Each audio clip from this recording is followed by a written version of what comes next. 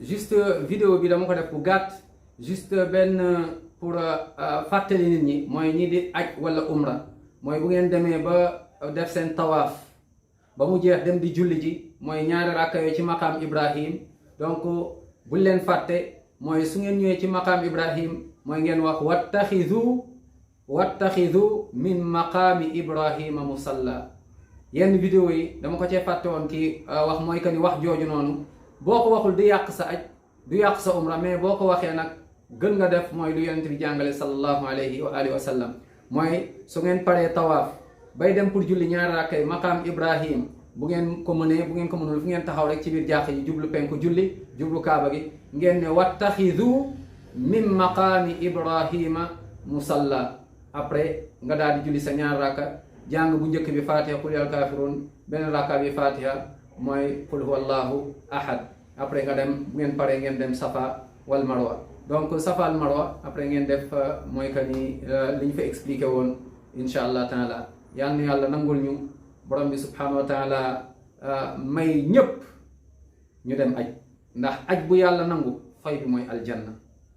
aj bu yàlla nangu fay bi mooy aljanna kon na la ko jaral nga liggéey teg xaalis à côté mën a dem aj. waaye jullit ñu bari tey ils ont fait presque le tour du monde waaye aj boolewuñ ko seen programme subhanallah lii lu doy waar la. jullit ñu bari dañuy sàggane mbir yi mooy aj wala génnee zakat tey jullit ñu bari dañu génnee zakat te ku yor alal war a génnee zakat génnewuloo ko yowmal xiyaama mbugal la avant yowmal xiyaama barzax sa biir bàmmeel mbugal la. naka noonu tamit ku yor alal amuloo benn lenn la gàllankoor nga war a aj ajiwuloo xamal ni tamit mbugal moo lay xaar ndax lan mooy que ni mooy nga borom bi subhanahu wa taala mooy nga yonente bi muhammad sallallahu alayhi wa sallam te yàlla nee na ca suratul ahzab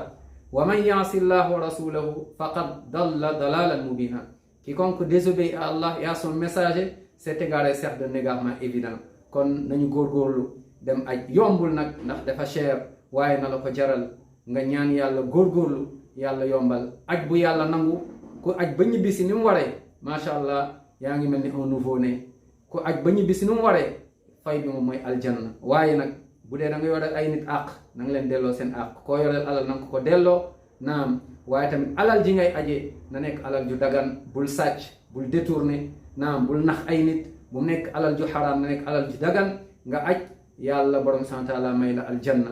waaw ndax inna allaha tayyibun laa yaqbalu illa tayyiba. am ñoo xam ne dañuy nekk di nax ay nit triandé détourné naan maa ngi dem aj wala maa ngi dem umra mooy que ni loolu mooy nax sa bopp. nit ki nag mooy que ni bul nax sa bopp wala mën nga nax nit ñi waaye nag yàlla mu mënoo ko nax ndax alaa ya'lamu man xalaq yàlla moo ñu bind